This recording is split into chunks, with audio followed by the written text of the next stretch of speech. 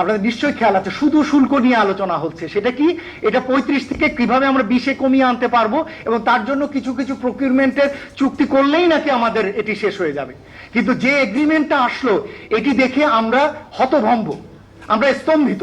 এই ধরনের একটি চুক্তি কিভাবে একটি সরকার, অনির্বাচিত সরকার করে যেতে পারেন, বা এই দায়টি কিভাবে একটি নির্বাচিত সরকারের কাছে এই সরকার দিয়ে যেতে পারেন? আমার কাছে মনে হয় যে কোনো একটি বিষয় যদি অন্তর্বর্তী সরকারকে নিন্দা জানানোর থাকে, তাহলে এই একটি চুক্তির জন্য আমি আসলে নিন্দা জানাতে চাই। এবং দেখবেন এই চুক্তির সর্বশেষ যে দুটি ক্লজে বলা আছে যে এই চুক্তি যদি উভয় পক্ষ যৌথভাবে সম্মতিতে 60 দিনের ভিত্তিতে তারা আবার আলাপ আলোচনার মাধ্যমে এই চুক্তি থেকে বেরিয়ে যেতে পারেন। এটা হচ্ছে এক।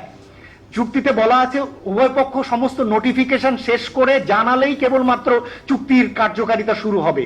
সেটাও ফলে এই দুটো কোনোটি এখন পর্যন্ত আমরা শুরু করিনি। দুই, থার্ড যেটি ইউএস সুপ্রিম কোর্টে যে নির্দেশনাটি এসছে, যে পজিশনটি এসছে, সেটিতে কিন্তু এটি পরিষ্কার যে এই পুরো বিষয়টি আসলে ভ্রমাত্মক।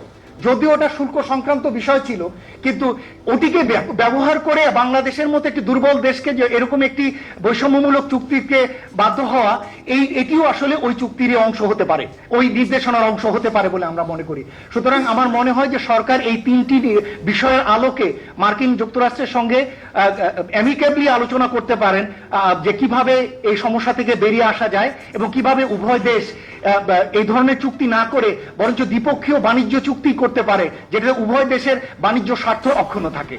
এই চুক্তির যে এই অবস্থা হবে, এটা যখন থেকে ট্রেড নিউজ হয়েছে, এটা যে বাংলাদেশের জন্য সহায়কমূলক না।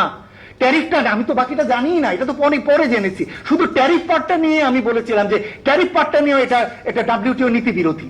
আমি তো সবসময় চাইবো যে লো কস্ট ইফিশিয়েন্ট টেকনোলজি, যেটা আমার পার্শ্ববর্তী দেশ ভারত বা চীন থেকে আসে, এবং সেটা করতে গেলেও যদি আমাকে বাধা চলে আসে, সেই জায়গাগুলোর ব্যাপারেও তো আমার নিজস্ব স্বাধীনতা থাকতে হবে। ফলে আমাদের অর্থনৈতিক স্বাধীনতা, নীতি সিদ্ধান্তের স্বাধীনতার জায়গায় এই চুক্তিটা আমার কাছে একটা বড় মনে হয়েছে, ব্যত্যয় মনে হয়েছে বলে আমার কাছে মনে হয়।